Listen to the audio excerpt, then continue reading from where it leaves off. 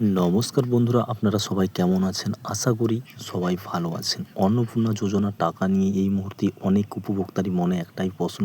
মুখ্যমন্ত্রী বলেছিলেন ১৭ই আগস্ট থেকে টাকা দেওয়া হবে, কিন্তু আমার অ্যাকাউন্টে এখনও টাকা ঢুকলো না কেন? আপনারও যদি এই একটি প্রশ্ন থাকে তাহলে আজকের ভিডিওটি আপনার জন্য অন্তত গুরুত্বপূর্ণ।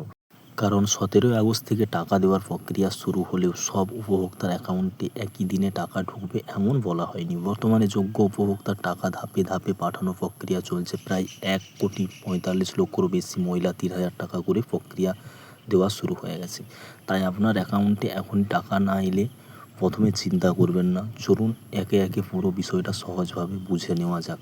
প্রথম প্রশ্ন, ১৭ই আগস্ট বলা হয়েছিল, তাহলে এখনও টাকা আসেনি কেন? বন্ধুরা, ১৭ আগস্ট থেকে টাকা দেওয়ার প্রক্রিয়া শুরু হয়েছিল, অর্থাৎ ১৭ তারিখ থেকে টাকা পাঠানো শুরু হয়েছে। কিন্তু এত বিপুল সংখ্যা উপভোক্তা অ্যাকাউন্ট টাকা পাঠানোর কারণে সব অ্যাকাউন্টে এক সময় টাকা জমা হবে এমন ধরে নেওয়াটা ঠিক হয় না। রিপোর্ট অনুযায়ী ১৭ আগস্ট থেকে শুরু হয় পেমেন্ট প্রক্রিয়া।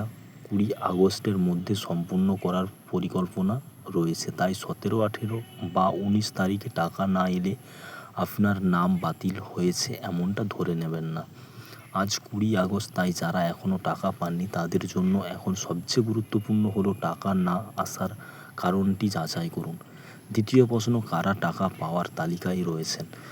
সরকারি যাচাইয়ের পর যারা যোগ্য হিসেবে চিহ্নিত হয়েছেন তাদের টাকা দেওয়া শুরু হয়েছে।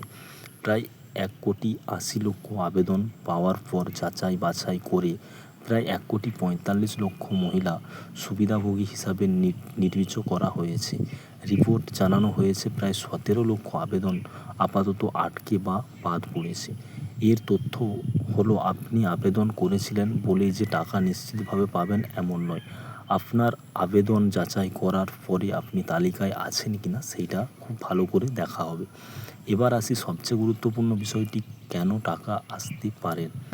কারণ নম্বর ১, আবেদন এখনও যাচাইয়ের মধ্যে রয়েছে। অনেকে আবেদন এখনও যাচাই বাছাইয়ের প্রক্রিয়ায় রয়েছে, অর্থাৎ আপনার আবেদন করা হয়েছে কিন্তু আপনার তথ্য এখনও চূড়ান্তভাবে অনুমোদিত হয়নি। সেই ক্ষেত্রে এই কিস্তিতে টাকা নাও আসতে পারে। কারণ নম্বর ২, আধার ও ব্যাঙ্ক অ্যাকাউন্ট সমস্যা।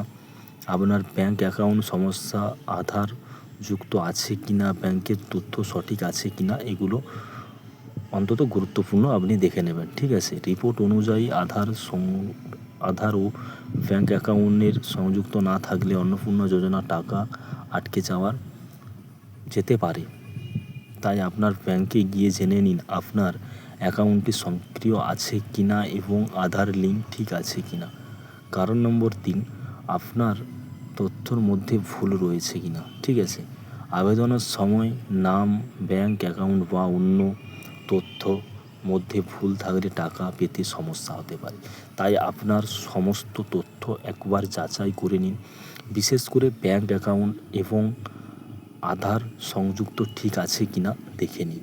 কারণ নম্বর ৪, আপনি যোগ্যতার তথ্য পূরণ করেছিলেন কিনা।